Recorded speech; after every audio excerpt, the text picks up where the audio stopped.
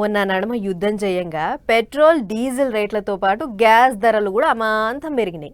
ఇక యుద్ధాన్ని సాకుగా చూపించి హోటళ్ళ నాస్టా కాడ నుంచి మొదలు పెడితే కిరాణా షాప్ల దాకా అన్ని వస్తువుల ధరలు అన్ని పెంచి పాడేయరు. ఇక ఇట్లా ఇప్పటికే పెరిగిన ధరలతోని ఎట్లరో రామచంద్ర అని నెత్తినోరు కొట్టుకుంటుంటే ఇవి సాలదన్నట్లు సన్నబియ్యం ధరలు కూడా పెరుగుతున్నాయట. చూడుర్రి, మూలుగుతున్న నక్క మీద తాటిపండు పడ్డట్టే అవుతుంది కదా జనాల పరిస్థితి.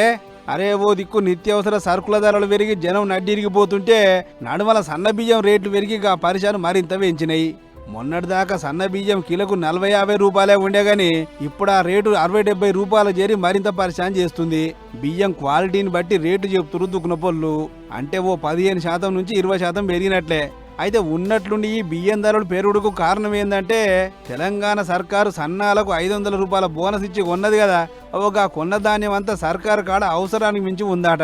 అందాజ 10 లక్షల టన్నులు అంటారు. ఇక రైతులు పండించిన ధాన్యం అంతా సర్కారుకు అమ్ముడుకు ఓ కారణం అయితే కనుమ రాష్ట్రాలలో సన్నాల పంట దిగుబడి తగ్గుడు ఇంకో కారణం. కొందరు మిల్లర్లు రైతుల కాంచి పంట కొని దాచిపెట్టి బయట రాష్ట్రాలకు అమ్ముడు ఓ కారణం అయితే ఇంకొందరు బయటి దేశాలకు పంపుడు మరో కారణం.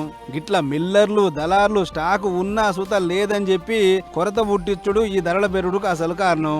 దీనికి తోడు యుద్ధం చేయంగా పెట్రోల్ డీజిల్ రేటు పెరిగినాయి కదా, అవగా సాకు చెప్పి ట్రాన్స్పోర్ట్ ధరలు సుత పెంచిర్రు. అంతేకాదు ఎల్నీనో చేయంగా సరిపోను వానలు లేక సన్నాల దిగుబడి తగ్గినట్లే అని చెప్పి ఉన్న సరుకు ధరలు సుత పెంచమ్ముతురాట. సరే యుద్ధం నడిచినప్పుడు పైన రేట్లు పెరిగినాయి కాబట్టి ఈడ పెంచినట్టే ఏమో అనుకోవచ్చు గాని ఇప్పుడు పైన తగ్గినాయి కదా, మరి మీరెందుకు తగ్గారు అని అడగబట్టి ఈ ముచ్చడు చూసిన జనాలు.